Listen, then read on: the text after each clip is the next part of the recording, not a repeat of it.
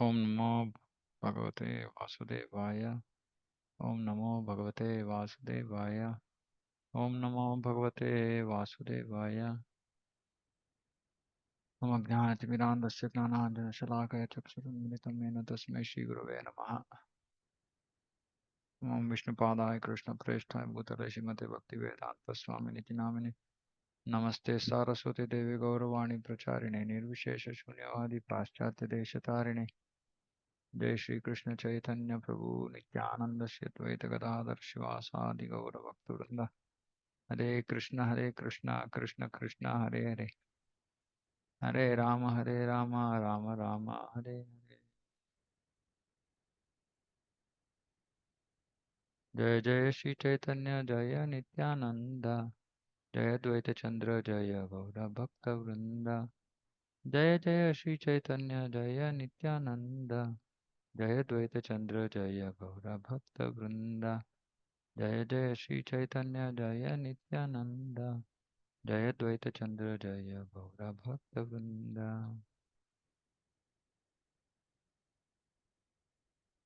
Okay, ಆದಿಲೀಲಾ ಅಧ್ಯಾಯ 5. ಪ್ರಭು ನಿತ್ಯಾನಂದ ಬಲರಾಮರ ಅತಿಶಯ ಕೀರ್ತಿ. ಇದರಲ್ಲಿ ನಿನ್ನೆ ಮೊದಲ ನಿತ್ಯಾನಂದ ಬಲರಾಮರ ಮೊದಲ ಒಂದು ವಿಸ್ತರಣೆ ಅಂದ್ರೆ ಸಂಕರ್ಷಣನ ಬಗ್ಗೆ ನೆನ್ನೆ ಶ್ರವಣ ಮಾಡಿದ್ವಿ.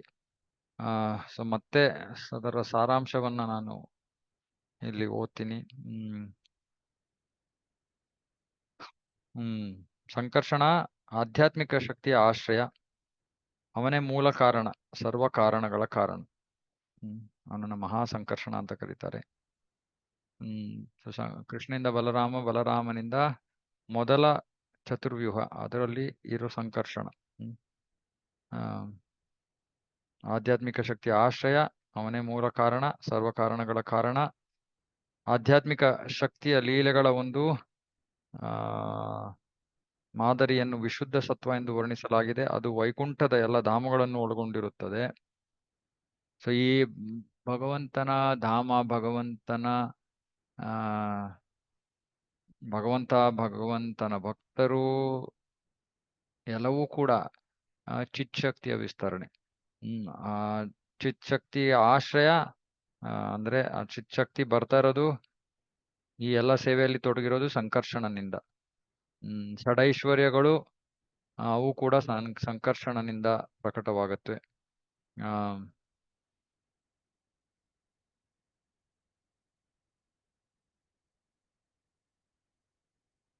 ಮತ್ತೆ 4 ಇವಾಗ 3 ಪುರುಷ ಅವತಾರಗಳು ಅವು ಕೂಡ ಬರೋದು ಸಂಕರ್ಷಣನಿಂದ.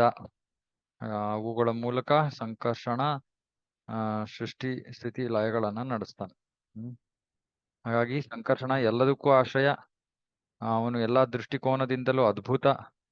ಅವನ ಐಶ್ವರ್ಯ ಅಪಾರ. ಅನಂತನು ಕೂಡ ಅವನ ಮಹಿಮೆಯನ್ನು ವರ್ಣಿಸಲಾರ. ಓಕೆ, ಇದು ಸಂಕರ್ಷಣನ ವಿವರಣೆ. ಈಗ ಮುಂದೆ ಶ್ಲೋಕ 50ರಿಂದ. ನಾನು ನನ್ನ ಪೂರ್ಣ ಪ್ರಣಾಮಗಳನ್ನು ಶ್ರೀ ನಿತ್ಯಾನಂದ ರಾಮನ ಪಾದಗಳಿಗೆ ಸಲ್ಲಿಸುತ್ತೇನೆ. ಅವನ ಆಂಶಿಕ ವಿಸ್ತರಣೆಯಾದ ಕಾರಣೋದಕಶಾಹಿ ವಿಷ್ಣು ಕಾರಣ ಸಮುದ್ರದಲ್ಲಿ ಪವಡಿಸಿದ್ದಾನೆ. ಅವನು ಮಾಯಾಶಕ್ತಿಯ ಪ್ರಭು ಮತ್ತು ಸಮಸ್ತ ಬ್ರಹ್ಮಾಂಡಗಳಿಗೆ ಆಶ್ರಯ. ಸೊ ಸಂಕರ್ಷಣನಿಂದ ನಾರಾಯಣನಿಂದ 2ನೇ ಚತುರ್ವ್ಯೂಹ. ಆ 2ನೇ ಚತುರ್ವ್ಯೂಹದಲ್ಲೂ ಕೂಡ ಸಂಕರ್ಷಣ, ಅವನಿಂದ ಬರ್ತಾ ಇರೋದು ಪುರುಷ ಅವತಾರಗಳು. ಇಲ್ಲಿ ಮೊದಲು ಕಾರಣೋದಕಶಾಹಿ ವಿಷ್ಣುವಿನ ವರ್ಣನೆ. ಅವನು ಮಾಯಾಶಕ್ತಿಯ ಪ್ರಭು. ಯಾಕಂದ್ರೆ ಭಾಗವತದಲ್ಲಿ ಇದರ ವಿವರಣೆ ಇದೆ. ಬ್ರಹ್ಮ ಸಂಹಿತೆಯಲ್ಲಿ ಇದರ ವರ್ಣನೆ ಇದೆ. ಸೊ ಕಾರಣೋದಕಶಾಹಿ ವಿಷ್ಣು ಸುಮ್ನೆ ಮಾಯಾಶಕ್ತಿಯ ಮೇಲೆ ತನ್ನ ದೃಷ್ಟಿಯನ್ನು ಹಾಯಿಸ್ತಾನೆ, ಅದರಿಂದ ಸೃಷ್ಟಿ ಪ್ರಾರಂಭವಾಗುತ್ತೆ. ಹಾಗಾಗಿ ಅವನು ಮಾಯಾಶಕ್ತಿಯ ಪ್ರಭು ಮತ್ತು ಸಮಸ್ತ ಬ್ರಹ್ಮಾಂಡಗಳಿಗೆ ಆಶ್ರಯ. ಯಾಕಂದ್ರೆ ಬ್ರಹ್ಮಾಂಡಗಳು ಎಲ್ಲವೂ ಕೂಡ ಅವನ ಶರೀರದಿಂದ ಹೊರಗಡೆ ಬರೋದು.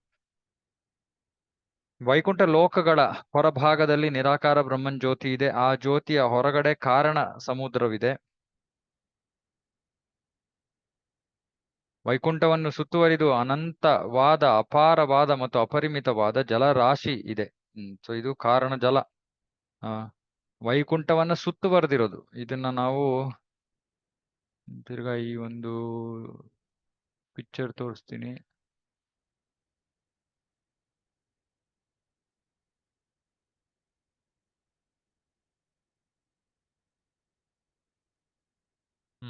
ಇವಾಗ ಇಲ್ಲಿ ಇದು ಮೇಲ್ಭಾಗ ವೈಕುಂಠಧಾಮ.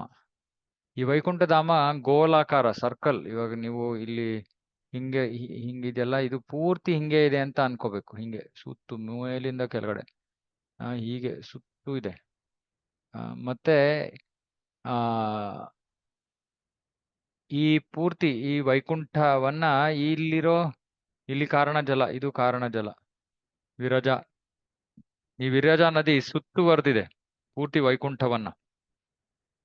ಆ ವಿರಜಾ ನದಿಯಲ್ಲಿ ಇವನು ಕಾರಣೋದಕಶಾಹಿ ವಿಷ್ಣು ಮಲಗಿರೋದು. ಕಾರಣೋದಕಶಾಹಿ ವಿಷ್ಣು ಇಲ್ಲಿ ರಮಾದೇವಿಯ ಮೇಲೆ ದೃಷ್ಟಿಯನ್ನು ಹಾಯಿಸ್ತಾನೆ. ರಮಾದೇವಿಯ ಛಾಯೆ ಮಾಯಾ. ಮತ್ತೆ ಸದಾಶಿವನಿಂದ ಶಂಭು ಬರ್ತಾನೆ. ಶಂಭು ಮಾಯೆಯ ಪತಿ. ಸೊ ಈ ವಿರಜಾ, ಈ ಕಾರಣ ಜಲದ ಬಗ್ಗೆ ಇಲ್ಲಿ ವರ್ಣನೆ. ವೈಕುಂಠವನ್ನು ಸುತ್ತುವರೆದು ಅನಂತವಾದ, ಅಪಾರವಾದ, ಅಪರಿಮಿತವಾದ ಜಲರಾಶಿ ಇದೆ. ವೈಕುಂಠ ಭೂಮಿ, ನೀರು, ಅಗ್ನಿ, ಗಾಳಿ ಮತ್ತು ಆಕಾಶ ಇವುಗಳೆಲ್ಲ ಆಧ್ಯಾತ್ಮಿಕ. ಐಹಿಕ ಧಾತುಗಳು ಅಲ್ಲಿ ಲಭ್ಯವಿಲ್ಲ. ಆಧ್ಯಾತ್ಮಿಕ ವೈಕುಂಠ ಅಂದ್ರೆ ಎಲ್ಲ ಆಧ್ಯಾತ್ಮಿಕವಾದದ್ದು. ಅದನ್ನು ಸುತ್ತುವರೆದಿರುವಂತಹ ಈ ವಿರಜಾ ನದಿಯು ಕೂಡ ಆಧ್ಯಾತ್ಮಿಕವಾದದ್ದು. ಅಲ್ಲಿ ಪವಡಿಸಿರುವಂತಹ ಕಾರಣೋದಕಶಾಹಿ ವಿಷ್ಣು ಕೂಡ ಆಧ್ಯಾತ್ಮಿಕ. ಆದ್ದರಿಂದ ಮೂಲ ಕಾರಣವಾದ ಕಾರಣ ಸಮುದ್ರದ ನೀರು ಆಧ್ಯಾತ್ಮಿಕ. ಸೊ ಕಾರಣ ಸಮುದ್ರ, ವಿರಜಾ ನದಿಯ ನೀರು ಕೂಡ ಆಧ್ಯಾತ್ಮಿಕ. ಅದರ ಒಂದು ಹನಿಯಾದ ಪವಿತ್ರ ಗಂಗೆಯು ಪತಿತಾತ್ಮರನ್ನು ಉದ್ಧಾರ ಮಾಡುತ್ತದೆ. ಸೊ ವಾಮನ ದೇವ ಈ ತನ್ನ ಕಾಲನ್ನ ಪೂರ್ತಿ ಇಷ್ಟು ಅಗಲ ವಿಸ್ತರಿಸ್ತಾನೆ. ಅವನ ಬೆಟ್ಟು ಈ ಎಲ್ಲ ಭೂಮಿಯ ಬ್ರಹ್ಮಾಂಡದ ಈ ಆವರಣಗಳನ್ನ ಛೇದಿಸಿ ಒಂದು ತೂತು ಮಾಡತ್ತೆ. ಆ ತೂತಿಂದ ಏನಾಗತ್ತೆ, ಒಂದು ಹನಿ ಅಂತ ಹೇಳ್ತಾ ಇದಾರೆ ಇಲ್ಲಿ. ಇದರಿಂದ ಒಂದು ಹನಿ ಬೀಳತ್ತಂತೆ. ಕಾರಣ ಜಲದಿಂದ ಬಂದಿರೋ ಒಂದು ಹನಿ ಗಂಗೆ ಗಂಗೆಯು ಪತಿತಾತ್ಮರನ್ನು ಉದ್ಧಾರ ಮಾಡುತ್ತದೆ. ಸೊ ಆ ಒಂದು ಗಂಗಾ ಜಲ, ಕಾರಣ ಜಲದ ಒಂದು ಹನಿ ಗಂಗೆಯಾಗಿ ಬ್ರಹ್ಮಾಂಡವನ್ನ ಪ್ರವೇಶ ಮಾಡುತ್ತೆ. ಆ ಸಮುದ್ರದಲ್ಲಿ ಪ್ರಭು ಸಂಕರ್ಷಣನ ಒಂದು ಸ್ವಾಂಶ ವಿಸ್ತರಣೆಯು ಮಲಗಿರುತ್ತಾನೆ. ಯಾವ ಸಮುದ್ರದಲ್ಲಿ? ಈ ಕಾರಣ ಸಮುದ್ರದಲ್ಲಿ ಯಾರು? ಸಂಕರ್ಷಣನ ಒಂದು ಅಂಶ ವಿಸ್ತರಣೆ. ಸ್ವಾಂಶ. ಅಂಶ ಅಂದ್ರೆ ಇವಾಗ ಕೃಷ್ಣನಿಂದ ಬಲರಾಮ ಅಂಶ. ಬಲರಾಮನಿಂದ ಏನಾದ್ರೂ ಬಂದಿದ್ರೆ ಅದನ್ನ ಕಲಾ ಅಂತ ಕರೀತಾರೆ. ಅಂದ್ರೆ ಮೊದಲನೇ ವಿಸ್ತರಣೆಯನ್ನ ಅಂಶ ಅಂತ ಕರೀತಾರೆ. ಈಗ ಎರಡನೇ ಸಂಕರ್ಷಣನ ಮೊದಲನೇ ವಿಸ್ತರಣೆ ಕಾರಣೋದಕಶಾಹಿ ವಿಷ್ಣು. ಹಾಗಾಗಿ ಕಾರಣೋದಕಶಾಹಿ ವಿಷ್ಣು ಸಂಕರ್ಷಣನ ಅಂಶ. ಅವನು ಸಮಸ್ತ ಐಹಿಕ ಶಕ್ತಿಯ ಸೃಷ್ಟಿಕರ್ತನಾದ ಪ್ರಥಮ ಪುರುಷ ಎಂದು ಪ್ರಸಿದ್ಧನಾಗಿದ್ದಾನೆ. ಬ್ರಹ್ಮಾಂಡಗಳ ಸೃಷ್ಟಿಕಾರಣನಾದ ಪ್ರಥಮ ಅವತಾರನಾದ ಅವನು ತನ್ನ ಕಟಾಕ್ಷವನ್ನು ಮಾಯ ಮೇಲೆ ಬೀರುತ್ತಾನೆ. ಆದ್ರೆ ಅವನು ನೇರವಾಗಿ ಮಾಯ ಮೇಲೆ ಬೀರೋದಿಲ್ಲ. ಯಾಕಂದ್ರೆ ಅವನಿಗೂ ಮಾಯೆಗೂ ಯಾವ ಸಂಬಂಧವೂ ಇಲ್ಲ. ಇನ್ನೊಬ್ಬ ಸ್ತ್ರೀಯ ಮೇಲೆ ದೃಷ್ಟಿಯನ್ನು ಹಾಯಿಸೋದಿಲ್ಲ ವಿಷ್ಣು. ಯಾಕಂದ್ರೆ ಮಾಯೆ ಶಂಭುವಿನ ಪತ್ನಿ. ಕಾರಣೋದಕಶಾಹಿ ವಿಷ್ಣು ಏನ್ ಮಾಡ್ತಾನೆ? ರಮಾದೇವಿಯ ಮೇಲೆ ದೃಷ್ಟಿಯನ್ನು ಹಾಯಿಸ್ತಾನೆ. ರಮಾದೇವಿ ಮಾಯೆಯ ಛಾಯೆ ಆಗಿರೋದ್ರಿಂದ ಪರೋಕ್ಷವಾಗಿ ಅವಳ ಮೇಲೆ ದೃಷ್ಟಿ ಬಿತ್ತು ಅಷ್ಟೇ, ನೇರವಾಗಿ ಅಲ್ಲ. ಮಾಯಾಶಕ್ತಿಯು ಕಾರಣ ಸಮುದ್ರದ ಹೊರಭಾಗದಲ್ಲಿ ನೆಲೆಸಿರುತ್ತಾಳೆ. ಮಾಯೆಯು ಅದರ ನೀರನ್ನು ಸ್ಪರ್ಶಿಸಲಾರದು. ಸೊ ಇಲ್ಲಿ ಹೇಳೋದು ಹೊರಗಡೆ ನಿಂತಿರ್ತಾಳೆ ಅಂತ. ಆದ್ರೆ ಇಲ್ಲಿ ಚಿತ್ರ ತೋರಿಸಿದ್ದಾರೆ. ಗೊತ್ತಿಲ್ಲ ಅದ ಹೇಗೆ ಅಂತ. ಬಟ್ ಓಕೆ, ಅವಳು ರಮಾದೇವಿ ಲಕ್ಷ್ಮೀನ ಪ್ರಭು. ರಮಾದೇವಿ ಲಕ್ಷ್ಮಿ. ಮಾಯೆಯು ಅದರ ನೀರನ್ನು ಸ್ಪರ್ಶಿಸಲಾರಲು. ಓಕೆ, ಮಾಯೆಗೆ ಎರಡು ಬಗೆಯ ಅಸ್ತಿತ್ವಗಳಿವೆ. ಒಂದನ್ನು ಪ್ರಧಾನ ಪ್ರಕೃತಿ ಎಂದು ಕರೆಯುತ್ತಾರೆ. ಅದು ಐಹಿಕ ಪ್ರಪಂಚದ ಘಟಕಾಂಶಗಳನ್ನು ಒದಗಿಸುತ್ತದೆ. ಸೊ ಮಾಯೆಯ ಶಕ್ತಿಯಲ್ಲಿ ಎರಡು ಭಾಗಗಳು. ಒಂದು ಪ್ರಧಾನ ಪ್ರಕೃತಿ. ಪ್ರಧಾನ ಪ್ರಕೃತಿ ಅಂತ ಯಾಕೆ ಹೇಳ್ತಾರೆ? ಓಕೆ,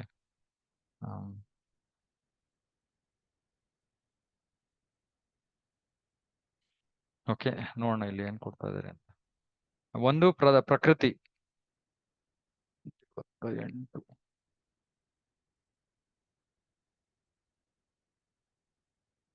ಓಕೆ, ಪ್ರಧಾನ ಅಥವಾ ಪ್ರಕೃತಿ. ಇದಕ್ಕೆ ಇವರೆಲ್ಲ ಸ್ವಲ್ಪ ಎಲ್ಲ ತಿಂದು ಬಿಡ್ತಾರೆ. ಒಂದು ಪ್ರಧಾನ ಅಥವಾ ಪ್ರಕೃತಿ ಅಂತ ಕರೀತಾರೆ. ಇದು ಭೌತಿಕ ಜಗತ್ತಿನ ಘಟಕಾಂಶಗಳು. ಅಂದ್ರೆ ಯಾವ ವಸ್ತುಗಳಿಂದ ಭೌತಿಕ ಪ್ರಪಂಚ ಆಗಿದೆಯೋ ಅದು ಪ್ರಧಾನ. ಆಮೇಲೆ ಅದು ಮಹತ್ತತ್ವ ಆಗತ್ತೆ. ಪ್ರಧಾನ ಅಂದ್ರೆ ಅದು ಅವ್ಯಕ್ತ ಸ್ಥಿತಿಯಲ್ಲಿರೋದು. ಅವ್ಯಕ್ತ ಅಂದ್ರೆ ಅದು ಅಥವಾ ಸಕ್ರಿಯವಾಗಿಲ್ಲ, ಸುಪ್ತವಾಗಿರುವಂತಹ ಘಟಕಾಂಶಗಳು. ಓಕೆ, ಸೊ ಇದನ್ನ ಪ್ರಧಾನ ಅಥವಾ ಪ್ರಕೃತಿ ಅಂತ ಕರೀತಾರೆ. ಸೊ ಮಾಯೆ ಎರಡು ಶಕ್ತಿಗಳು, ಒಂದು ಪ್ರಧಾನ ಅಥವಾ ಪ್ರಕೃತಿ. ಪ್ರಕೃತಿಯು ಜಡ ಮತ್ತು ನಿಷ್ಕ್ರಿಯವಾದುದರಿಂದ ಐಹಿಕ ಜಗತ್ತಿಗೆ ಅದು ದಿಟವಾದ ಕಾರಣವಲ್ಲ. ಯಾಕಂದ್ರೆ ನಿಷ್ಕ್ರಿಯ ಇದು. ಜಡವಾದದ್ದು ಅಂದ್ರೆ ಅದಕ್ಕೆ ಚೇತನವಿಲ್ಲ, ಮತ್ತೆ ನಿಷ್ಕ್ರಿಯವಾದದ್ದು. ಅದು ದಿಟವಾದ ಕಾರಣವಲ್ಲ. ಆದರೆ ಪ್ರಭು ಕೃಷ್ಣನು ಜಡವಾದ ನಿಷ್ಕ್ರಿಯವಾದ ಪ್ರಕೃತಿಗೆ ತನ್ನ ಶಕ್ತಿಯನ್ನು ತುಂಬುವ ಮೂಲಕ ಕೃಪೆ ತೋರುತ್ತಾನೆ.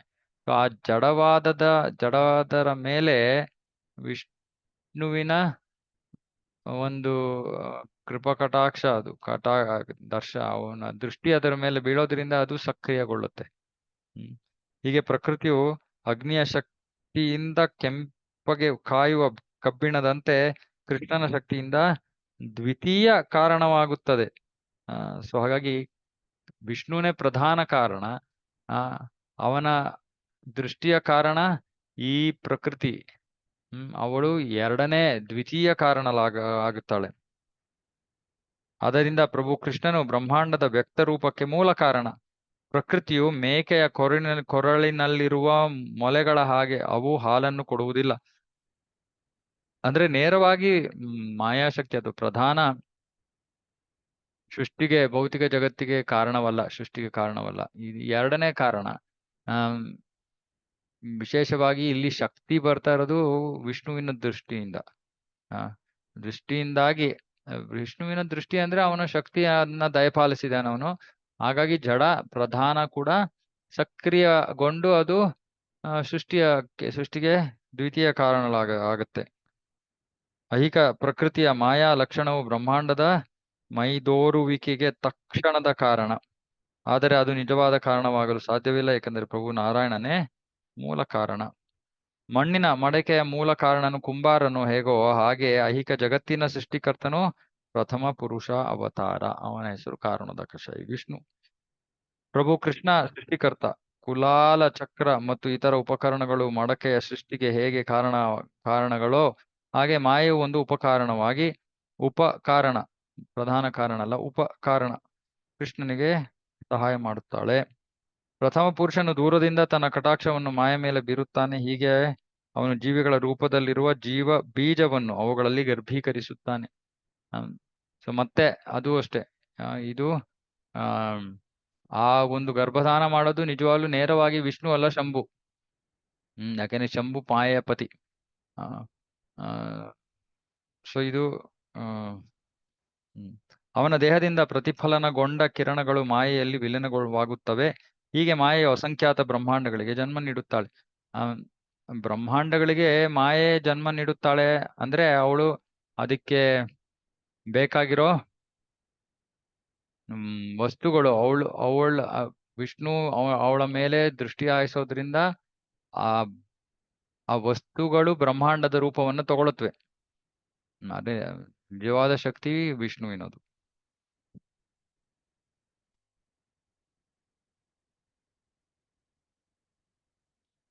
ಪುರುಷನು ಅಸಂಖ್ಯಾತವಾದ ಬ್ರಹ್ಮಾಂಡಗಳಲ್ಲಿ ಪ್ರತಿಯೊಂದನ್ನು ಪ್ರವೇಶಿಸುತ್ತಾನೆ. ಎಷ್ಟು ಬ್ರಹ್ಮಾಂಡಗಳಿವೆಯೋ ಅಷ್ಟು ಪ್ರತ್ಯೇಕ ರೂಪಗಳಲ್ಲಿ ಅವನು ತನ್ನನ್ನು ಪ್ರಕಾಶಗೊಳಿಸಿಕೊಳ್ಳುತ್ತಾನೆ.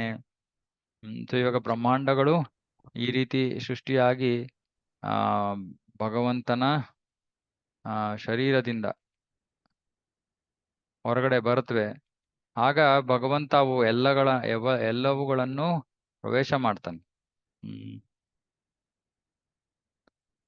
ಪುರುಷನು ಉಸಿರನ್ನು ಹೊರಬಿಟ್ಟಾಗ ಪ್ರತಿ ಬಾರಿಯ ನಿಶ್ವಾಸದಲ್ಲೂ ಬ್ರಹ್ಮಾಂಡಗಳು ಕಾಣಿಸಿಕೊಳ್ಳುತ್ತವೆ. ಅನಂತರ ಅವನು ಉಸಿರನ್ನು ಒಳಗೆ ಎಳೆದುಕೊಂಡಾಗ ಎಲ್ಲಾ ಬ್ರಹ್ಮಾಂಡಗಳು ಮತ್ತೆ ಅವನ ದೇಹದೊಳಗೆ ಪ್ರವೇಶಿಸುತ್ತವೆ. ಕಿಟಿಕಿಯ ರಂಧ್ರಗಳಲ್ಲಿ ಧೂಳಿನ ಕಣಗಳು ಹಾದು ಬರುವಂತೆ ಬ್ರಹ್ಮಾಂಡಗಳ ಜಾಲಗಳು ಪುರುಷನ ಚರ್ಮದಲ್ಲಿರುವ ರಂಧ್ರಗಳಲ್ಲಿ ಹಾದು ಬರುತ್ತವೆ. ಚಿಕ್ಕ ಚಿಕ್ಕ ಬೆಳಗ್ಗೆ ಬಿಸಿಲು ನಮ್ಮ ಮನೆ ಕಿಟಕಿಯೊಳಗೆ ಬಂದಾಗ ಅದು ಕಾಣುತ್ತಲ್ಲ, ಅಷ್ಟು ಆ ತರ ಕಣಗಳ ತರ ಕಾರಣೋದಕಶಾಹಿ ವಿಷ್ಣುವಿನ ಶರೀರದಿಂದ ಬ್ರಹ್ಮಾಂಡಗಳು ಸೃಷ್ಟಿಯಾಗ್ತವೆ.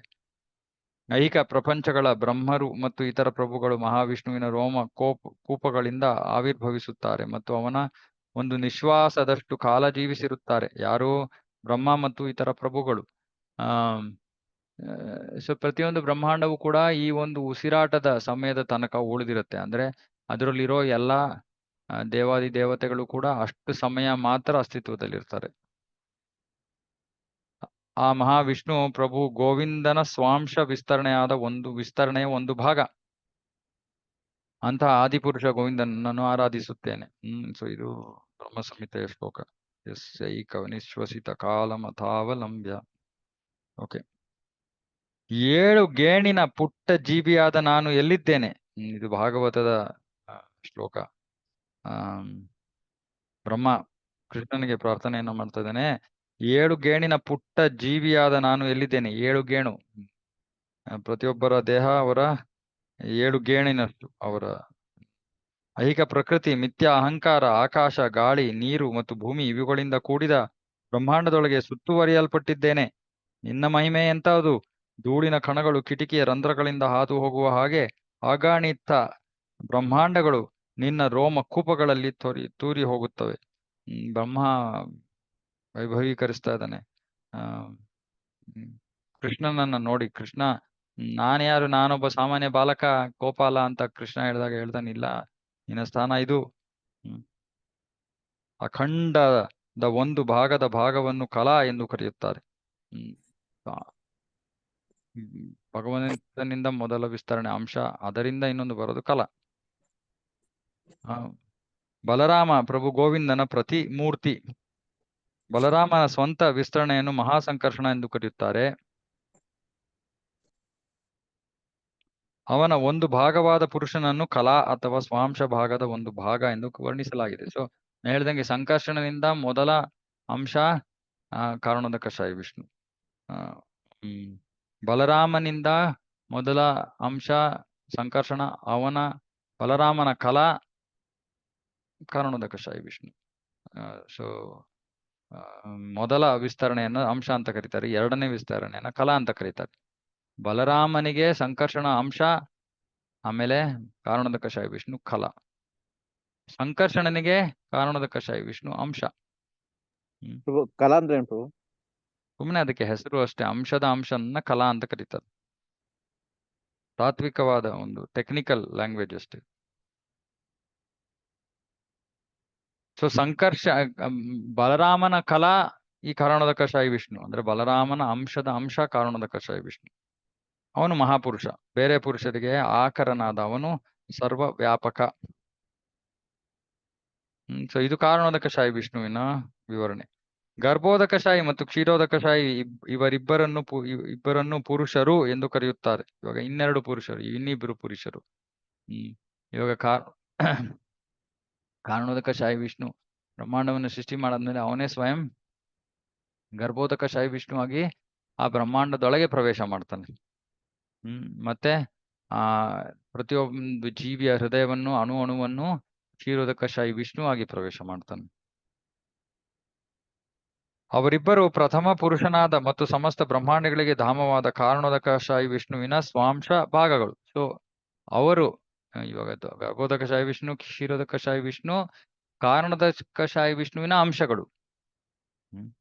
ಯಾಕಂದ್ರೆ ಅವನ ಶರೀರದಿಂದ ಬಂದಿರೋರು. ವಿಷ್ಣುವಿಗೆ ಪುರುಷರು ಎಂಬ ಹೆಸರಿನ 3 ರೂಪಗಳಿವೆ. ಮೊದಲನೆಯ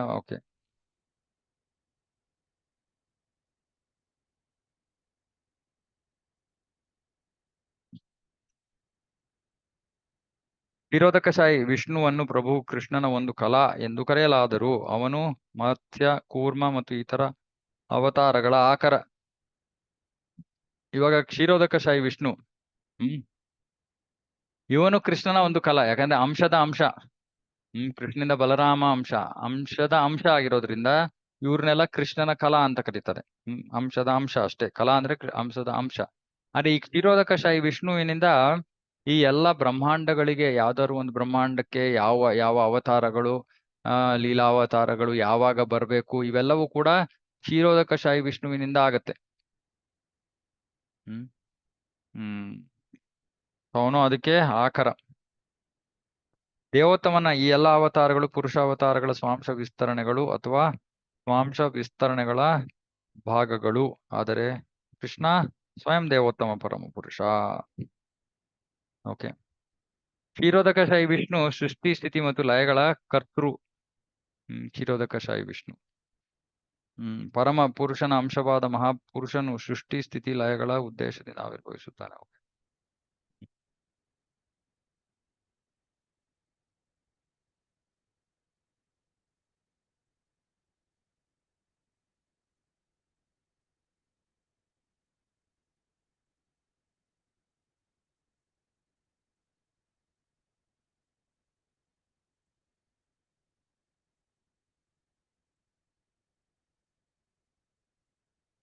ಸೃಷ್ಟಿಯ ಪ್ರಾರಂಭದಲ್ಲಿ ಪ್ರಭು ಸಕಲ ಐಹಿಕ ಸೃಷ್ಟಿಯ ಘಟಕಾಂಶಗಳೊಡನೆ ಪುರುಷಾವತಾರವಾದ ರೂಪದಲ್ಲಿ ತನ್ನನ್ನು ತಾನು ವಿಸ್ತರಿಸಿಕೊಂಡ. ಮೊದಲು ಅವನು ಸೃಷ್ಟಿಗೆ ಸೂಕ್ತವಾದ 16 ಪ್ರಮುಖ ಶಕ್ತಿಗಳನ್ನು ಸೃಷ್ಟಿಸಿದನು. ಇದು ಐಹಿಕ ಬ್ರಹ್ಮಾಂಡಗಳ ಅಭಿವ್ಯಕ್ತಿಯ ಉದ್ದೇಶಕ್ಕಾಗಿ ಸೃಷ್ಟಿಸಿದ್ದು. ಈ 16 ಶಕ್ತಿಗಳು ಯಾವುವು ಅಂತ ಮಧ್ವಾಚಾರ್ಯರು ಬರೀತಾರೆ. ನಾನು ಸುಮ್ಮನೆ ಓದ್ತೀನಿ ಮಾಹಿತಿಗಾಗಿ. ಶ್ರೀ, ಭೂ, ಲೀಲಾ, ಕಾಂತಿ, ಕೀರ್ತಿ, ತುಷ್ಟಿ, ಗೀರ್, ಪುಷ್ಟಿ, ಸತ್ಯ, ಜ್ಞಾನ, ಅಜ್ಞಾನ, ಜಯ, ಉತ್ಕರ್ಷಿಣಿ, ವಿಮಲ, ಯೋಗಮಾಯ, ಬೃಹ್ವಿ, ಈಶಾನ, ಅನುಗ್ರಹ. 16 ಶಕ್ತಿಗಳು. ಇವು ಆಧ್ಯಾತ್ಮಿಕ ಶಕ್ತಿಗಳು. ಈ ಆಧ್ಯಾತ್ಮಿಕ ಶಕ್ತಿಗಳನ್ನ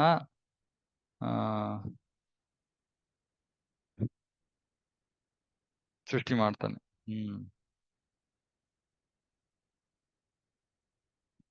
ಈ ಎಲ್ಲ ಶಕ್ತಿಗಳು ಸರ್ವೋತ್ಕರ್ಷ ಪ್ರಭುವಿನ ವಿವಿಧ ಲೋಕಗಳಲ್ಲಿ ಕಾರ್ಯ ಮಾಡುತ್ತವೆ. ಓಕೆ. ಪ್ರಭುವು ಸಮಸ್ತಕ್ಕೂ ಆಶಯನಾಗಿರುವುದರಿಂದ ಎಲ್ಲಾ ಬ್ರಹ್ಮಾಂಡಗಳು ಅವನಲ್ಲಿ ಇರುವುದರಿಂದ ಪರಮಾತ್ಮನಾದ ಅವನು ಎಲ್ಲದಕ್ಕೂ ಬೆಂಬಲವನ್ನು ಕೊಡುತ್ತಾನೆ. ಎಲ್ಲಕ್ಕೂ ಅವನೇ ಆಶ್ರಯ. ಓಕೆ. ಅವನು ಹೀಗೆ ಐಹಿಕ ಶಕ್ತಿಯಿಂದ 2 ರೀತಿಗಳಲ್ಲಿ ಸಂಪರ್ಕಿತನಾದರೂ ಅವನಿಗೆ ಅದರೊಡನೆ ಅತ್ಯಲ್ಪವೂ ಸಂಪರ್ಕವಿಲ್ಲ. ಭಗವಂತನಿಂದ ಇವೆಲ್ಲ ಬಂದಿದ್ರು ಕೂಡ ಅವನು ಅದರ ಸಂಪರ್ಕಕ್ಕೆ ಬರೋದಿಲ್ಲ.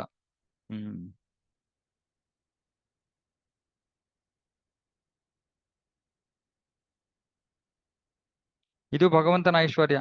ಐಹಿಕ ಪ್ರಕೃತಿಯೊಳಗೆ ಅವನು ಸ್ಥಿತನಾಗಿದ್ದರೂ ಪ್ರಕೃತಿ ಗುಣಗಳಿಂದ ಅವನು ಎಂದೂ ಬಾಧಿತನಾಗುವುದಿಲ್ಲ. ಹಾಗೆ ಯಾರು ಅವನಿಗೆ ಶರಣಾಗತರಾಗಿದ್ದಾರೋ ಮತ್ತು ತಮ್ಮ ಬುದ್ಧಿಯನ್ನು ಅವನಲ್ಲಿ ಸ್ಥಿರಗೊಳಿಸಿದ್ದಾರೋ ಅವರು ಪ್ರಕೃತಿ ಗುಣಗಳಿಂದ ಪ್ರಭಾವಿತರಾಗುವುದಿಲ್ಲ. ಇಲ್ಲಿ ಒಂದು ಬಹಳ ಮುಖ್ಯವಾದ ವಿಷಯವನ್ನು ನಾವು ಅರ್ಥ ಮಾಡ್ಕೋಬೇಕಂದ್ರೆ ಯಾರು ಅವನಿಗೆ ಶರಣಾಗತರಾಗಿದ್ದಾರೆ ಮತ್ತು ಬುದ್ಧಿಯನ್ನು ಅವನಲ್ಲಿ ಸದಾ ಸ್ಥಿರಗೊಳಿಸಿರ್ತಾರೆ. ಇದು ಬಹಳ ಮುಖ್ಯವಾದದ್ದು. ನಮ್ಮ ಬುದ್ಧಿ ಏನಾಗುತ್ತೆ, ಆಗಾಗ ಕೃಷ್ಣನಲ್ಲಿ ನಾವು ಜಪ ಮಾಡ್ತಿರುವಾಗ ಸ್ವಲ್ಪ ಸ್ಥಿರವಾಗಿರುತ್ತೆ, ಸ್ವಲ್ಪ ಕಾಲ ಶ್ರವಣ ಮಾಡ್ತಿರುವಾಗ ಸ್ವಲ್ಪ ಸ್ಥಿರವಾಗಿರುತ್ತೆ. ಆಮೇಲೆ ಬುದ್ಧಿ ಸಹಜವಾಗಿ ಭೌತಿಕ ವಿಷಯಗಳಲ್ಲಿ ಸ್ಥಿರವಾಗ್ಬಿಡುತ್ತೆ. ಇದೇ ನಮ್ಮ ಸಮಸ್ಯೆ. ಬಹಳ ಏನು ಯಾವ ಪ್ರಯತ್ನವಿಲ್ಲದೆ ಸರಾಗವಾಗಿ ನಮ್ಮ ಬುದ್ಧಿ ಮನಸ್ಸು ಎಲ್ಲವೂ ಕೂಡ ಭೌತಿಕ ವಿಷಯಗಳಲ್ಲಿ ತೊಡಗುತ್ತವೆ. ಯಾಕಂದ್ರೆ ಜನ್ಮ ಜನ್ಮಾಂತರಗಳಿಂದ ಬುದ್ಧಿಯನ್ನ ಇದಕ್ಕೋಸ್ಕರ ಉಪಯೋಗಿಸಿರೋದು. ಭೌತಿಕ ವಿಷಯಗಳಿಗೋಸ್ಕರನೇ ಉಪಯೋಗಿಸಿರೋದು. ಹಾಗಾಗಿ ಯಾರು ಕೃಷ್ಣನಿಗೆ ಶರಣಾಗತರಾಗಿದ್ದಾರೋ ಅವರ ಬುದ್ಧಿ ಕೃಷ್ಣನಲ್ಲಿ ಯಾವಾಗಲೂ ಸ್ಥಿರವಾಗಿರುತ್ತೆ. ಅಂದ್ರೆ ಒಂದು ಕ್ಷಣವೂ ಕೂಡ ಅವರ ಬುದ್ಧಿ ಮನಸ್ಸು ಇತ್ಯಾದಿ ಭೌತಿಕ ವಿಷಯಗಳಲ್ಲಿ ತೊಡಗೋದಿಲ್ಲ.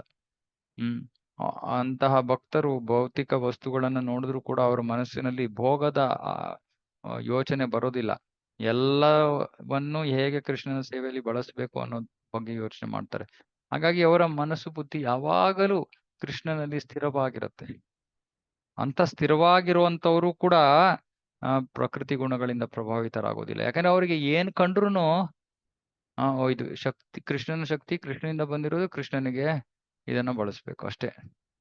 ಏನೇ ಇರ್ಲಿ ಜಗತ್ತಿನಲ್ಲಿ ಸಂಪತ್ತು, ಈ ಸ್ತ್ರೀ ಪುರುಷರ ಸಂಬಂಧ, ಯಾವುದೇ ವಿಷಯ ಇರಲಿ, ಭೌತಿಕವಾದ ವಿಷಯ, ಯಾವುದನ್ನು ನೋಡಿದ್ರೂ ಕೂಡ ಅವರು ಇದು ಕೃಷ್ಣನಿಗೆ ಸೇವೆಯನ್ನ ಒದಗಿಸೋಕ್ಕೋಸ್ಕರ ಇರುವಂತಹದ್ದು, ಇದನ್ನ ಹೇಗೆ ಕೃಷ್ಣನ ಸೇವೆಯಲ್ಲಿ ಉಪಯೋಗಿಸ್ಬೋದು, ಇಷ್ಟೇ ಅವರಿಗೆ ಮನಸ್ಸಿಗೆ ಬರೋದು.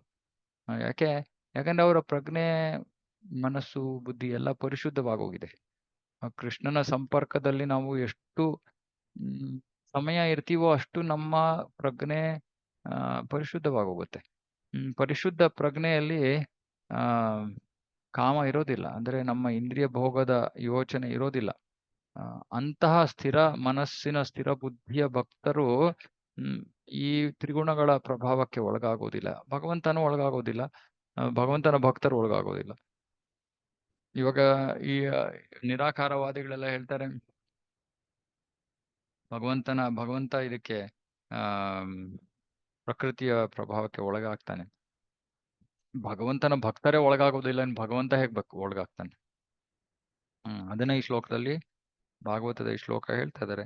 ಭಗವಂತನ ಒಳಗಾಗೋದಿಲ್ಲ, ಭಗವಂತನ ಭಕ್ತರು ಒಳಗಾಗೋದಿಲ್ಲ. ಆದ್ರೆ ಅದಕ್ಕೆ ಬೇಕಾಗಿರೋದು, ಯಾರು ಒಳಗಾಗೋದಿಲ್ಲ, ಯಾರ ಬುದ್ಧಿ ಯಾವಾಗಲೂ ಕೃಷ್ಣನಲ್ಲಿ ಸ್ಥಿರವಾಗಿರುತ್ತೋ ಅವರು ಒಳಗಾಗೋದಿಲ್ಲ.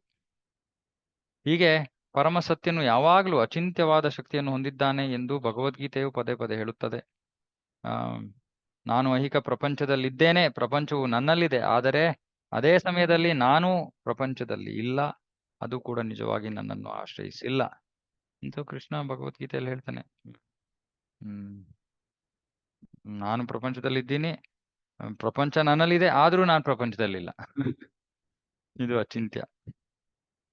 ಓ ಅರ್ಜುನ, ಇದು ನನ್ನ ಅಚಿಂತ್ಯವಾದ ಐಶ್ವರ್ಯವೆಂದು ನೀನು ತಿಳಿದಿರಬೇಕು. ಪ್ರಭು ಕೃಷ್ಣನು ಭಗವದ್ಗೀತೆಯಲ್ಲಿ ಪ್ರಸಾರ ಮಾಡಿದ ಅರ್ಥ ಇದು. ಆ ಕಾರಣದ ಕಷಾಯಿ ವಿಷ್ಣು, ಅವನ ಸ್ವಾಂಶ ವಿಸ್ತರಣೆ, ಕೃಷ್ಣನ ವಿಷ್ಣು ಸ್ವಾಂಶ ವಿಸ್ತರಣೆ, ಸಂಕರ್ಷಣನ ಸ್ವಾಂಶ ವಿಸ್ತರಣೆ.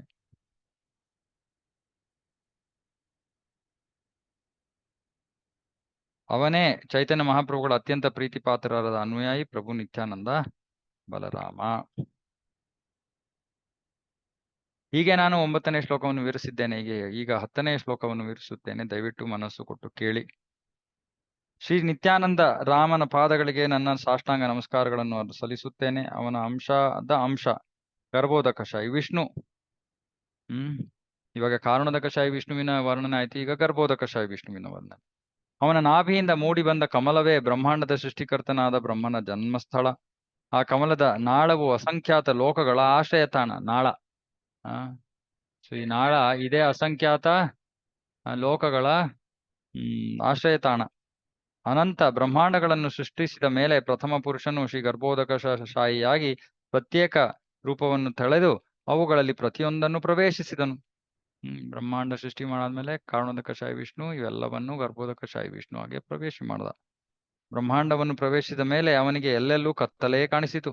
ತಂಗಲು ಎಲ್ಲಿಯೂ ಸ್ಥಳವಿರಲಿಲ್ಲ, ಮಲಗಲು ಎಲ್ಲೂ ಸ್ಥಳ ಇರಲಿಲ್ಲ. ಅದರಿಂದ ಅವನು ಯೋಚನೆ ಮಾಡಲು ತೊಡಗಿದ. ಅನಂತರ ಅವನು ತನ್ನ ದೇಹದ ಬೆವರಿನಿಂದ ನೀರನ್ನು ಸೃಷ್ಟಿಸಿ ಆ ನೀರಿನಿಂದ ಅರ್ಧ ಬ್ರಹ್ಮಾಂಡವನ್ನು ತುಂಬಿಸಿದ. ಇದು ಗರ್ಭ ಉದಕ ಸಮುದ್ರ, ಗರ್ಭೋದಕ ಉದಕ ಸಮುದ್ರದಲ್ಲಿ ಅವನು ಪೌಡಿಸಿರೋದ್ರಿಂದ ಅವನು ಗರ್ಭೋದಕ ಶಾಯಿ ವಿಷ್ಣು, ಶಯನಿಸಿರುವಂತಹ ವಿಷ್ಣು. ಆದರೆ ಗರ್ಭೋದಕ ಏನೋ ಈ ವಿಷ್ಣುವಿನ ಶರೀರದ ಅವನ ಬೆವರು. ಬ್ರಹ್ಮಾಂಡದ ಅಳತೆಯು 50 ಕೋಟಿ ಯೋಜನೆಗಳು. ಎಷ್ಟು ಬ್ರಹ್ಮಾಂಡದ ಅಳತೆ? 50 ಕೋಟಿ ಯೋಜನೆಗಳು. ಅದರ ಉದ್ದಗಲಗಳು ಒಂದೇ ಆಗಿವೆ. ಸೊ ಇದು 50 ಕೋಟಿ, ಇದು 50 ಕೋಟಿ. ಬ್ರಹ್ಮಾಂಡದ ಅರ್ಧ ಭಾಗವನ್ನು ನೀರಿನಿಂದ ತುಂಬಿದ ಮೇಲೆ ಅದರಲ್ಲಿ ತನ್ನ ನಿವಾಸವನ್ನು ಮಾಡಿಕೊಂಡ. ಉಳಿದ ಅರ್ಧದಲ್ಲಿ 14 ಲೋಕಗಳನ್ನು ಮೂಡಿಸಿದ. ಸೊ ಬ್ರಹ್ಮಾಂಡದ ಅರ್ಧ ಗರ್ಭೋದಕದಿಂದ ತುಂಬಿತು. ಆಮೇಲೆ ಅದರ ಇನ್ನು ಉಳಿದಿರೋ ಅರ್ಧದಲ್ಲಿ 14 ಗೃಹ ಲೋಕಗಳು ಪ್ರಕಟಗೊಂಡು ಅಲ್ಲಿ ಅವನು ತನ್ನ ನಿಜ ಧಾಮವಾಗಿ ವೈಕುಂಠ ಲೋಕವನ್ನು ಸೃಷ್ಟಿಸಿ ನೀರಿನಲ್ಲಿ ಪ್ರಭು ಶೇಷನ ತಲ್ಪದ ಮೇಲೆ ವಿಶ್ರಮಿಸಿದ. ಅನಂತನನ್ನು ಹಾಸಿಗೆ ಮಾಡಿಕೊಂಡು ಅವನು ಅಲ್ಲಿ ಮಲಗಿದ. ಪ್ರಭು ಅನಂತನು ದೈವಿಕವಾದ ಸರ್ಪ ಅವನಿಗೆ ದಿವ್ಯ ಸರ್ಪ, ಅವನಿಗೆ ಸಾವಿರಾರು ತಲೆಗಳು, ಸಾವಿರಾರು ಮುಖಗಳು, ಸಾವಿರಾರು ಕಣ್ಣುಗಳು ಮತ್ತು ಕೈಕಾಲುಗಳು. ಅವನು ಎಲ್ಲ ಅವತಾರಗಳ ಬೀಜ ಮತ್ತು ಐಹಿಕ ಪ್ರಪಂಚದ ಕಾರಣ. ಅವನ ನಾಭಿ ಕಮಲದಿಂದ ಒಂದು ಕಮಲವು ಪುಷ್ಪವು ಬೆಳೆಯಿತು. ಅದು ಪ್ರಭು ಬ್ರಹ್ಮನ ಜನ್ಮಸ್ಥಳವಾಯಿತು. ಆ ಕಮಲದ ನಾಳದೊಳಗೆ 14 ಲೋಕಗಳಿದ್ದವು. ಹೀಗೆ ಪರಮಪ್ರಭು ಬ್ರಹ್ಮನಾಗಿ ಸಮಸ್ತ ಸೃಷ್ಟಿಯನ್ನು ಸೃಷ್ಟಿಸಿದ.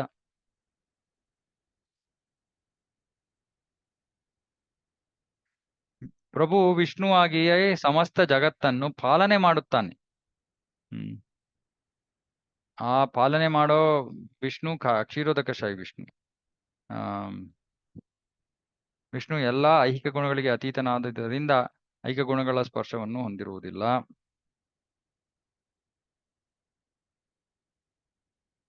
ರುದ್ರನ ರೂಪವನ್ನು ಧರಿಸಿ ಅವನು ಸೃಷ್ಟಿಯನ್ನು ನಾಶ ಮಾಡುತ್ತಾನೆ. ಹೀಗೆ ಸೃಷ್ಟಿ, ಪಾಲನೆ ಮತ್ತು ನಾಶಗಳು ಅವನ ಇಚ್ಛೆಯಿಂದ ಉಂಟಾಗುತ್ತವೆ. ಸೊ ಇವೆಲ್ಲವೂ ಕೂಡ ವಿಷ್ಣುವಿನ ಗುಣಾವತಾರ. ವಿಷ್ಣು ಇಂದ ಬ್ರಹ್ಮ ಬರ್ತಾನೆ. ಸೊ ಹಾಗಾಗಿ ವಿಷ್ಣು ಬ್ರಹ್ಮನಾಗಿ ಸೃಷ್ಟಿ ಮಾಡ್ತಾನೆ. ವಿಷ್ಣುವಾಗಿ ಅಂದ್ರೆ ಕ್ಷೀರೋದಕಶಾಹಿ ವಿಷ್ಣುವಾಗಿ ಪಾಲನೆ ಮಾಡ್ತಾನೆ. ವಿಷ್ಣು ರುದ್ರನಾಗಿ ನಾಶ ಮಾಡ್ತಾನೆ. ಹಾಗಾಗಿ ಎಲ್ಲವೂ ಕೂಡ ವಿಷ್ಣು. ಅದಕ್ಕೆ ಅವರನ್ನ ವಿಷ್ಣುವಿನ ಗುಣಾವತಾರ ಅಂತ ಕರೀತಾರೆ. ಅವನೇ ಐಹಿಕ ಜಗತ್ತಿನ ಕಾರಣನಾದ ಪರಮಾತ್ಮ. ಹಿರಣ್ಯಗರ್ಭ ವಿಶ್ವದ ರೂಪವು ಅವನ ವಿಸ್ತರಣೆಯಾಗಿ ರೂಪ ತಾಳಿತು. ವಿಶ್ವದ ರೂಪವು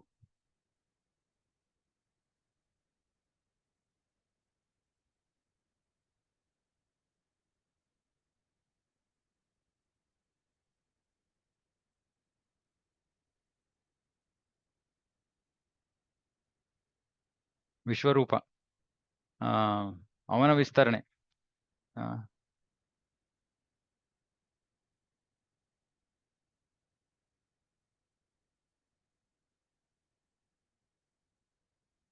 ಅವನು ನಿತ್ಯಾನಂದರಾಮನ ಕಲಾ. ಹೀಗೆ ನಾನು 10ನೇ ಶ್ಲೋಕವನ್ನು ವಿವರಿಸಿದ್ದೇನೆ. ಈಗ 11ನೇ ಶ್ಲೋಕದ ಅರ್ಥವನ್ನು ಮನಸ್ಸು ಕೊಟ್ಟು ಕೇಳಿ. ನಿತ್ಯಾನಂದರ ಬಲರಾಮನಿಗೆ ಬಲರಾಮನ ಪಾದಗಳಿಗೆ ನನ್ನ ಗೌರವಪೂರ್ವಕ ನಮ್ಮ ಪ್ರಣಾಮಗಳನ್ನು ಸಲ್ಲಿಸುತ್ತೇನೆ. ಅವನ 2ನೆಯ ಅಂಶವಾದ ವಿಷ್ಣು ಕ್ಷೀರ ಸಮುದ್ರದಲ್ಲಿ ಮಲಗಿದ್ದಾನೆ. ಸೊ ಇವನು ಕ್ಷೀರೋದಕಶಾಹಿ ವಿಷ್ಣು. ಆ ಕ್ಷೀರೋದಕಶಾಹಿ ವಿಷ್ಣು ಎಲ್ಲಾ ಜೀವಿಗಳ ಪರಮಾತ್ಮ ಮತ್ತು ಎಲ್ಲಾ ಬ್ರಹ್ಮಾಂಡಗಳ ಪಾಲಕ. ಶೇಷನಾಗನು ಅವನ ಉಪಭಾಗ. ಪ್ರಭು ನಾರಾಯಣನ ನಾಭಿ ಕಮಲದಿಂದ ಬೆಳೆದ ನಾಳದಲ್ಲಿ ಐಹಿಕ ಲೋಕಗಳು ನೆಲೆಸಿವೆ. ಈ ಲೋಕಗಳಲ್ಲಿ 7 ಸಮುದ್ರಗಳಿವೆ.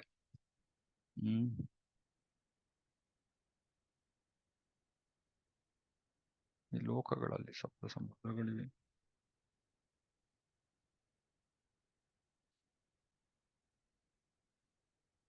ಅಲ್ಲಿ ಕ್ಷೀರ ಸಮುದ್ರದ ಮಧ್ಯದಲ್ಲಿ ಪಾಲಕನಾದ ಪ್ರಭು ವಿಷ್ಣುವಿನ ನಿವಾಸ ಸ್ಥಾನವಾದ ಶ್ವೇತದ್ವೀಪವಿದೆ.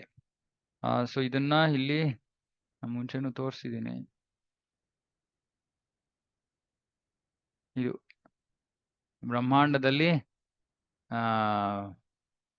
ಹೀಗೆ ಭೂಮಿಯ ಮೇಲೆ 7 ಸಮುದ್ರಗಳಿವೆ. ಇಲ್ಲಿ ಕ್ಷೀರಸಾಗರ ಇದೆ. ನೋಡಿ ಅಲ್ಲಿ ಕ್ಷೀರ, ಓಷನ್ ಆಫ್ ಮಿಲ್ಕ್ ಇಲ್ಲಿದೆಯಲ್ಲ.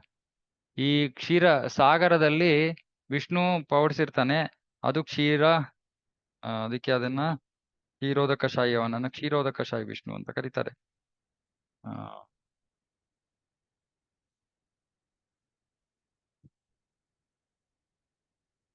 ಸೊ ನಮ್ಮ ಜಂಬೂ ದ್ವೀಪದ ಸುತ್ತಲೂ ಉಪ್ಪು ನೀರಿನ ಸಮುದ್ರ, ಆಮೇಲೆ ಹಾಲಿನ ಸಮುದ್ರ, ಆಮೇಲೆ ಇದು ಕಬ್ಬಿನ ಹಾಲು, ಅದಾದ್ಮೇಲೆ ಮದ್ಯ, ಆಮೇಲೆ ತುಪ್ಪ, ಹಾಲು, ಮೊಸರು. ಅವನು ಸಮಸ್ತ ಜೀವಿಗಳ ಪರಮಾತ್ಮ. ಅವನು ಈ ಐಹಿಕ ಜಗತ್ತನ್ನು ಪಾಲಿಸುತ್ತಾನೆ. ಅವನೇ ಇದರ ಒಡೆಯ. ಕ್ಷೀರೋದಕಶಾಹಿ ವಿಷ್ಣು.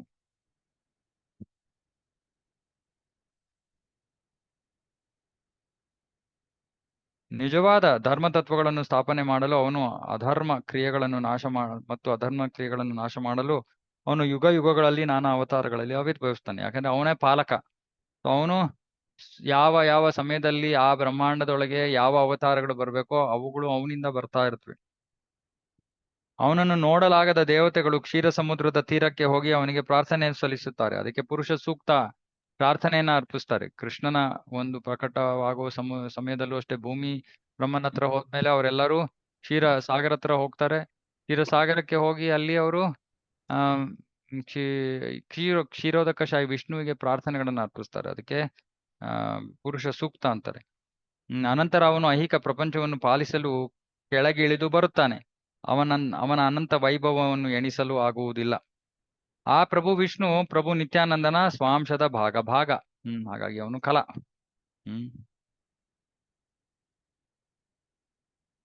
ಅದೇ ಪ್ರಭು ವಿಷ್ಣು ಪ್ರಭು ಶೇಷನ ರೂಪದಲ್ಲಿ ತನ್ನ ತಲೆಯ ಮೇಲೆ ಲೋಕಗಳನ್ನು ಹೊತ್ತುಕೊಂಡಿದ್ದಾನೆ.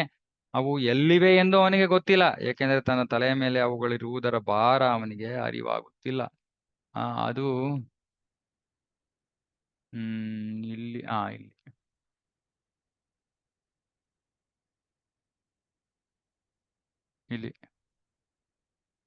ಇಲ್ಲಿ ನೋಡಿ ಅನಂತ ಶೇಷ. ಅವನ ಹೆಡೆಗಳ ಮೇಲೆ ಇಲ್ಲಿ ಬ್ರಹ್ಮಾಂಡ ಇದೆ. ಒಂದು ಬ್ರಹ್ಮಾಂಡ ಅಲ್ಲ, ಎಲ್ಲಾ ಬ್ರಹ್ಮಾಂಡಗಳು ಇವೆ. ಆದ್ರೆ ಅವನಿಗೆ ಗೊತ್ತಾಗೋದೇ ಇಲ್ಲ.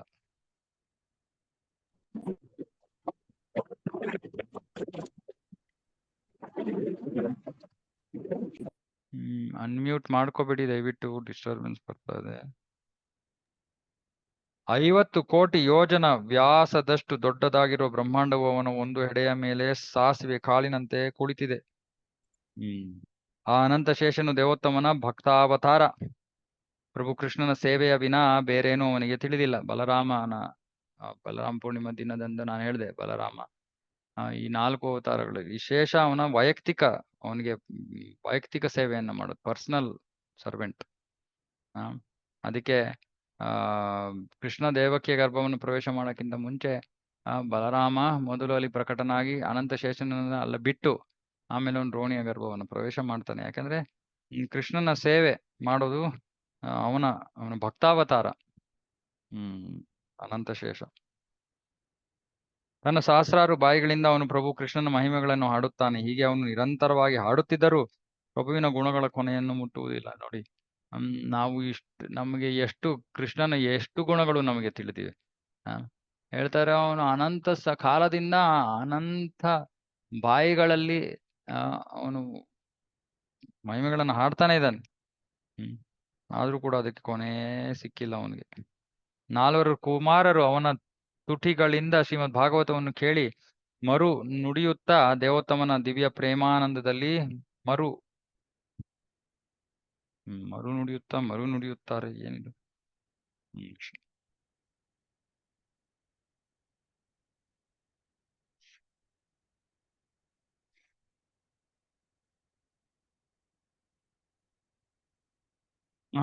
ಅವರು ಭಾಗವತವನ್ನ ಈ ಅನಂತ ಶೇಷನಿಂದ ಶ್ರವಣ ಮಾಡ್ತಾರೆ. ಶ್ರವಣ ಮಾಡಿ ಆಮೇಲೆ ಆ ಭಗವತ್ ಪ್ರೇಮದ ಒಂದು ದಿವ್ಯಾನಂದದಲ್ಲಿ ಅದನ್ನ ಬೇರೆಯವ್ರಿಗೆ ಹೇಳ್ತಾ ಇದ್ದಾರೆ. ಛತ್ರ, ಪಾದುಕೆ, ತಲ್ಪ, ತಲೆದಿಂಬು, ವಸ್ತ್ರಗಳು, ಆರಾಮ ಪೀಠ, ನಿವಾಸ, ಜನಿವಾರ, ಸಿಂಹಾಸನ ಮುಂತಾದ ಎಲ್ಲಾ ರೂಪಗಳನ್ನು ಧರಿಸಿ ಯಾರೂ ಅನಂತಶೇಷ ಪ್ರಭು ಕೃಷ್ಣನಿಗೆ ಸೇವೆ ಸಲ್ಲಿಸುತ್ತಾನೆ. ಕೃಷ್ಣನ ಸೇವೆಯಲ್ಲಿ ಅಂತಿಮ ಗುರಿಯನ್ನು ತಲುಪಿರುವುದರಿಂದ ಅವನನ್ನು ಪ್ರಭು ಶೇಷ ಅಂದ್ರೆ ಕೊನೆಯದು ಎಂದು ಕರೆಯುತ್ತಾರೆ. ಕೃಷ್ಣನ ಸೇವೆಗಾಗಿ ಅವನು ಅನೇಕ ರೂಪಗಳನ್ನು ಧರಿಸುತ್ತಾನೆ. ಹೀಗೆ ಅವನು ಪ್ರಭು ಸೇವೆ ಮಾಡುತ್ತಾನೆ. ಪ್ರಭು ಅನಂತನು ಯಾರ ಕಲಾ ಆಗಿದ್ದಾನೋ ಅವನು ನಿತ್ಯಾನಂದ ರಾಮ. ಹಾಗಾಗಿ ನಿತ್ಯಾನಂದರ ಲೀಲೆಗಳನ್ನು ಬಲ್ಲವರು ಯಾರು? ಈ ಎಲ್ಲ ಪ್ರಮಾಣಗಳಿಂದ ಪ್ರಭು ನಿತ್ಯಾನಂದರ ಸತ್ಯದ ಸೀಮೆಯನ್ನು ತಿಳಿಯಬಹುದು. ಆದ್ರೆ ಅವರನ್ನು ಅನಂತ ಎಂದು ಕರೆಯುವುದರಲ್ಲಿ ಏನು ಮಹಿಮೆ ಇದೆ ಅಂದ್ರೆ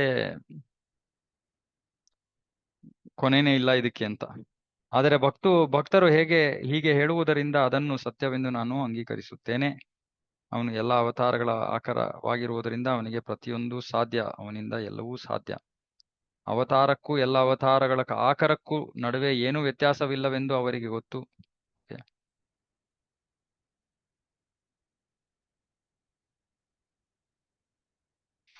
ಸೊ ಎಲ್ಲಾ ಅವತಾರಗಳು ಕೃಷ್ಣನಿಂದ ಹೊರಬರುತ್ತವೆ.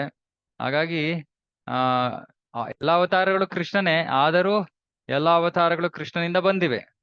ಎಲ್ಲಾ ಅವತಾರಗಳು ಕೃಷ್ಣನೇ, ಆದ್ರೂ ಅವತಾರಗಳು ಕೃಷ್ಣನಿಂದ ಬಂದಿವೆ. ಕೃಷ್ಣ ಸಾಕ್ಷಾತ್ ನಾರಾಯಣ ಎಂದು ಕೆಲವರು ಹೇಳ್ತಾರೆ. ಅವನು ಪ್ರಭು ವಾಮನ ಅಂತ ಇನ್ನೂ ಕೆಲವರು ಹೇಳ್ತಾರೆ. ಕೃಷ್ಣ ಕ್ಷೀರೋದಕಶಾಹಿ ವಿಷ್ಣು ಅಂತ ಇನ್ನೂ ಕೆಲವರು ಹೇಳ್ತಾರೆ. ಹೀಗೆ ಒಬ್ರೊಬ್ರು ಕೃಷ್ಣನನ್ನ ಒಂದು ರೀತಿಯಲ್ಲಿ ವರ್ಣಿಸ್ತಾರೆ. ದೇವೋತ್ತಮ ಪರಮಪುರುಷನಾದ ಕೃಷ್ಣನು ಅವತರಿಸಿದಾಗ ಎಲ್ಲಾ ಸ್ವಾಂಶಗಳಿಗೂ ಅವನು ಆಗಿರುತ್ತಾನೆ. ಸೊ ಕೃಷ್ಣ ಅವತರಿಸಿದಾಗ ಎಲ್ಲಾ ಅಂಶ ಕಲಾ ಎಲ್ಲವೂ ಕೂಡ ಕೃಷ್ಣನ ಶರೀರವನ್ನು ಪ್ರವೇಶ ಮಾಡಿರುತ್ತೆ.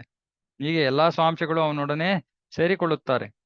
ಪ್ರಭುವನ್ನು ಯಾವುದೇ ರೂಪದಲ್ಲಿ ವ್ಯಕ್ತಿಯು ತಿಳಿದಿರಲಿ, ಅದೇ ರೀತಿಯಲ್ಲಿಯೇ ಅವನನ್ನು ಕುರಿತು ಮಾತನಾಡುತ್ತಾನೆ.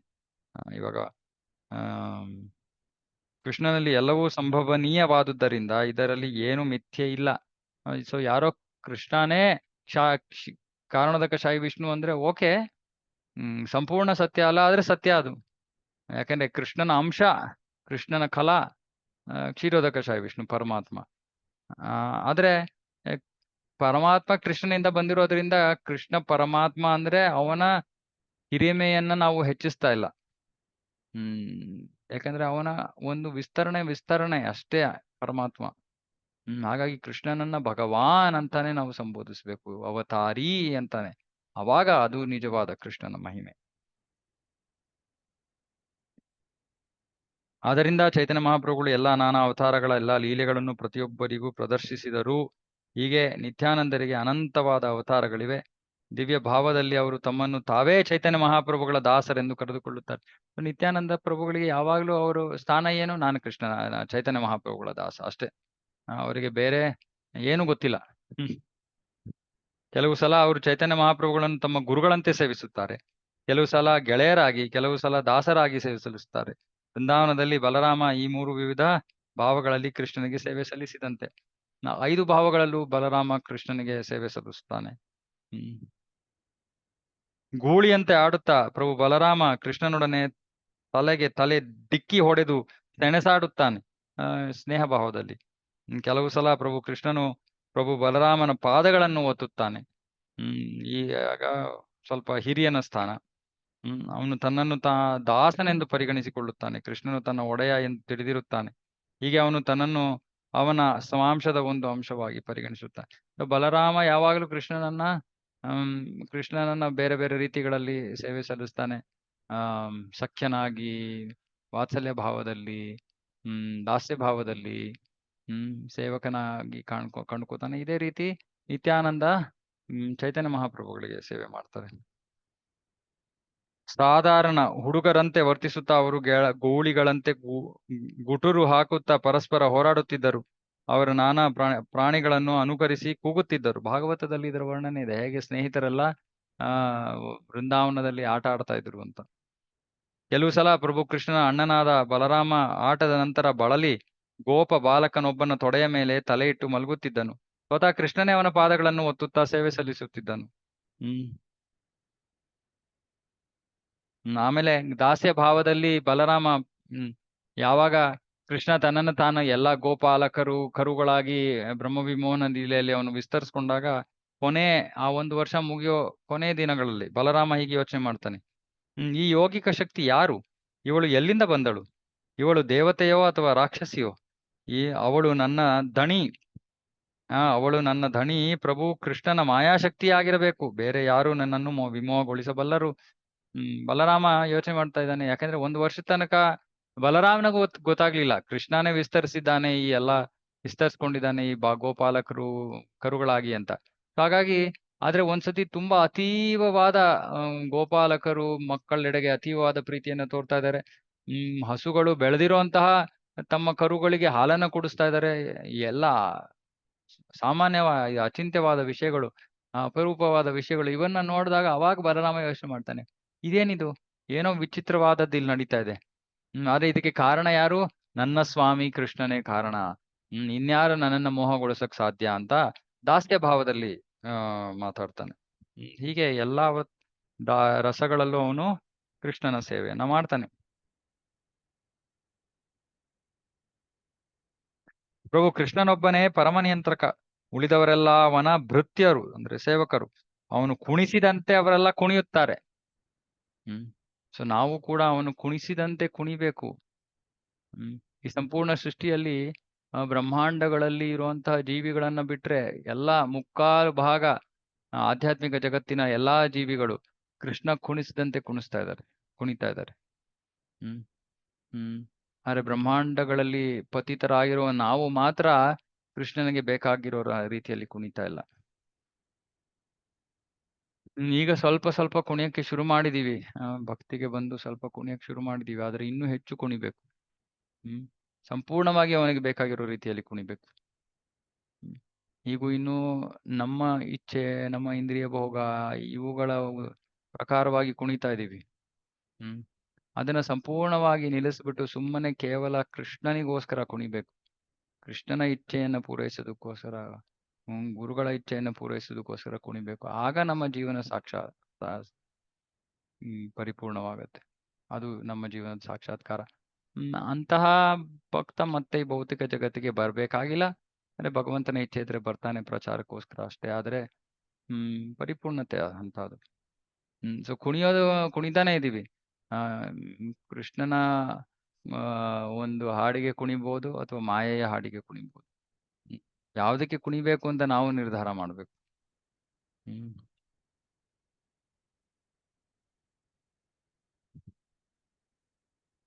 ಇದು ಜ್ಞಾಪಕ ಇಟ್ಕೊಳ್ಳೋಣ, ಚೆನ್ನಾಗಿದೆ ಇದು. ಕುಣಿಬೇಕು ಕೃಷ್ಣನಿಗೆ ಕೃಷ್ಣ ಕುಣಿಸಿದಂತೆ ಕುಣಿಬೇಕು ಅನ್ನೋದು ಮನಸ್ಸಲ್ಲಿರ್ಲಿ.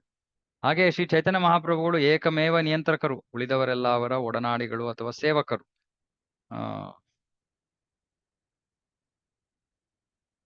ಅವರಿಗಿಂತ ಹಿರಿಯರಾದ ಪ್ರಭು ನಿತ್ಯಾನಂದ, ಅದ್ವೈತ ಆಚಾರ್ಯ ಮತ್ತು ಶ್ರೀವಾಸ ಠಾಕೂರ ಹಾಗೆ ಅವರ ಇತರ ಭಕ್ತರು ಅವರಿಗಿಂತ ಕಿರಿಯರಿರಲಿ, ಸಮಾನನಿರಲಿ, ಹಿರಿಯರಿರಲಿ ಎಲ್ಲ ಅವರ ಒಡನಾಡಿಗಳು. ಅವರಿಗಿಂತ ಹಿರಿಯರಾದವರು ಅವರ ಸೇವಕರು, ಅವರಿಗಿಂತ ಸಮವಯಸ್ಕರು ಸೇವಕರು, ಅವರಿಗಿಂತ ಕೆಳಗಿನ ಹಿರಿಯರು ಕೂಡ ಚೈತನ್ಯ ಮಹಾಪ್ರಭುಗಳ ಸೇವಕರು. ಅವರು ಚೈತನ್ಯ ಮಹಾಪ್ರಭುಗಳ ಲೀಲೆಗಳಲ್ಲಿ ಅವರಿಗೆ ನೆರವಾಗುತ್ತಾರೆ. ಪ್ರಭು ಗೌರಾಂಗ ಅವರ ನೆರವಿನಿಂದ ತಮ್ಮ ಗುರಿಗಳನ್ನು ಈಡೇರಿಸಿಕೊಳ್ಳುತ್ತಾರೆ. ಇದು ಕುಣಿಸಿದಂತೆ ಕುಣಿಯೋದು ಅಂತ. ಜಯ ವಿಜಯರು ವಿಷ್ಣು ಕುಣಿಸಿದಂತೆ ಕುಣಿದ್ರು. ಏನೋ ಕುಣಿಸಿದ್ದು, ಹೋಗಿ ನೀವು ಕೆಳಗಡೆ ಅಸುರರಾಗಿ ನನ್ನ ಜೊತೆ ಯುದ್ಧ ಮಾಡಕ್ ಹೋಗಿ ಭೌತಿಕ ಜಗತ್ತಿಗೆ, ಆಯ್ತು ನಿನಗೆ ತೃಪ್ತಿ ಆದರೆ ನಾನು ಹಾಗೆ ಮಾಡಕ್ಕೆ ಸಿದ್ಧರು. ಇದು ಭಕ್ತಿ. ಕುಣಿಸಿದಂತೆ ಕುಣಿಯೋದು. ಶ್ರೀ ಅದ್ವೈತ ಆಚಾರ್ಯ ಮತ್ತು ಶ್ರೀಲ ನಿತ್ಯಾನಂದ ಪ್ರಭುಗಳು ಚೈತನ್ಯ ಮಹಾಪ್ರಭುಗಳ ಸ್ವಾಂಶಗಳು. ಅವರು ಪ್ರಮುಖ ಒಡನಾಡಿಗಳು. ಅವರಿಬ್ಬರನ್ನೂ ಜೊತೆಗಿಟ್ಟುಕೊಂಡು ಪ್ರಭುಗಳು ನಾನಾ ವಿಧವಾಗಿ ತಮ್ಮ ಲೀಲೆಗಳನ್ನು ನಡೆಸುತ್ತಾರೆ.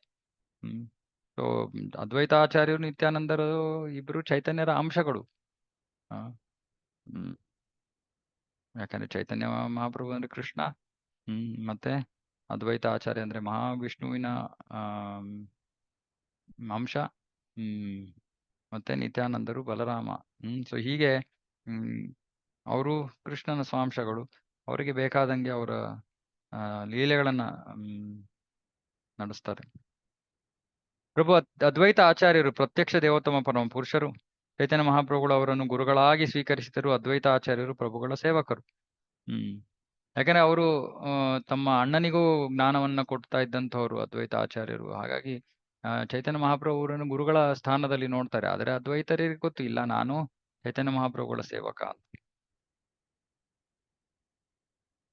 ಅದ್ವೈತ ಆಚಾರ್ಯರ ಸತ್ಯವನ್ನು ನಾನು ವರ್ಣಿಸಲಾರೆ. ಕೃಷ್ಣನು ಅವತರಿಸುವಂತೆ ಮಾಡಿ ಸಮಸ್ತ ಜಗತ್ತನ್ನೇ ಅವರು ಉದ್ಧರಿಸಿದರು. ಅವರಿಗೆ ಗುಣಗಾನ ಇನ್ನೇನು ಮಾಡಕ್ಕಾಗತ್ತೆ. ಕೃಷ್ಣ ಬರೋದಕ್ಕೆ ಅವರ ಕೂಗುಗಳೇ ಕಾರಣ. ಹಾಗಾಗಿ ಅವರ ಸತ್ಯವನ್ನು ನಾನು ವರ್ಣಿಸಲಾರೆ ಅಂತ ಇದ್ದಾರೆ ಕೃಷ್ಣದಾಸ್ ಕವಿರಾಜ್ ಗೋಸ್ವಾಮಿ. ನಿತ್ಯಾನಂದ ಸ್ವರೂಪರು ಪೂರ್ವದಲ್ಲಿ ಲಕ್ಷ್ಮಣನಾಗಿ ಅವತರಿಸಿ ಪ್ರಭು ರಾಮಚಂದ್ರನ ತಮ್ಮನಾಗಿ ಅವನಿಗೆ ಸೇವೆ ಸಲ್ಲಿಸಿದರು. ರಾಮಚಂದ್ರನ ಕಾರ್ಯಗಳೆಲ್ಲ ದುಃಖದಿಂದ ತುಂಬಿವೆ. ಆದರೆ ಲಕ್ಷ್ಮಣನು ತನ್ನಷ್ಟಕ್ಕೆ ಆ ದುಃಖವನ್ನು ತಡೆದುಕೊಂಡ. ರಾಮಾಯಣವನ್ನ ಕೇಳಿದ್ರೆ ರಾಮಾಯಣದ ಹೆಚ್ಚಿನ ಭಾಗ ರಾಮನ ದುಃಖ. ಲಕ್ಷ್ಮಣ ಅದನ್ನ ಸಹಿಸಿಕೊಂಡ. ಪ್ರಭು ರಾಮಚಂದ್ರ ನಿರ್ಧಾರವನ್ನು ತಡೆಯಲು ತಮ್ಮನಾದ ಅವನಿಂದ ಸಾಧ್ಯವಾಗಲಿಲ್ಲ. ನಿರ್ಧಾರ, ಕಾಡಿಗೆ ಹೋಗ್ತೀನಿ. ಲಕ್ಷ್ಮಣ ಹೇಳ್ತಾನೆ, ಅಪ್ಪನ್ನ ದಶರಥನ ಕೊಂದು ಬಿಡೋಣ, ನೀನು ರಾಜ್ಯವನ್ನು ಕಸ್ದುಕೊಂಡು ಬಿಡು.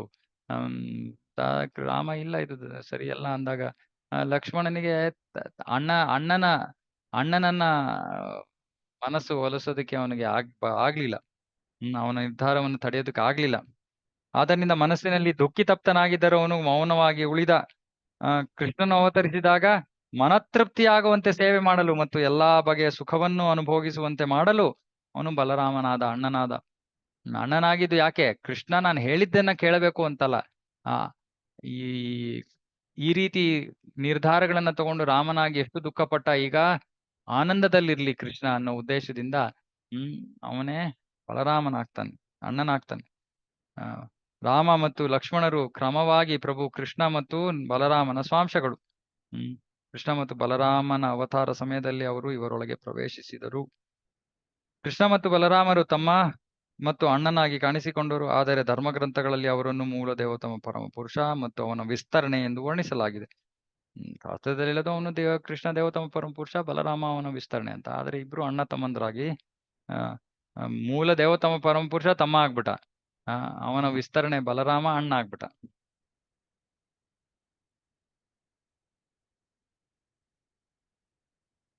ಅದೇ ಕೃಷ್ಣ ಚೈತನ್ಯ ಮಹಾಪ್ರಭುಗಳು, ಪ್ರಭು ನಿತ್ಯಾನಂದರೇ ಪ್ರಭು ಬಲರಾಮ.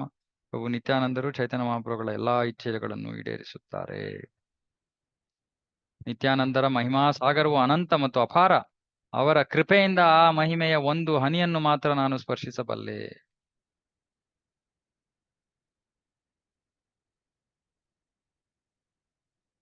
ಓಕೆ, ಇನ್ನು ಸಾಕಷ್ಟಿದೆ ಇಲ್ಲಿ ಸರ್. ಓಕೆ, 157 ಇಲ್ಲಿಗೆ ನಿಲ್ಸೋಣ. ಎಲ್ಲಿಂದ ಶುರು ಮಾಡಿದ್ ನಾವು? 50ರಿಂದ ಶುರು. ಓಕೆ. ಹೀಗೆ ಮಾಡೋಣ. ಇದು ತುಂಬಾ ತತ್ವ ಕೇಳಿದ್ರೆ ಅವಾಗ ವಿಷಯಗಳು ನಮಗೆ ಸಂಪೂರ್ಣವಾಗಿ ಅರ್ಥ ಆಗಲ್ಲ. ಓಕೆ, ಯಾರಿಗಾರ ನನ್ನ ಪ್ರಶ್ನೆ ಇದ್ರೆ ಕೇಳ್ಬೋದು. ಶ್ರೀ ಚೈತನ್ಯ ಚರಿತಾಮೃತ ಕಿ ಜಯ, ಜಗದ್ಗುರು ಶ್ರೀಲ ಪ್ರಭುಪಾದ ಕಿ ಜಯ.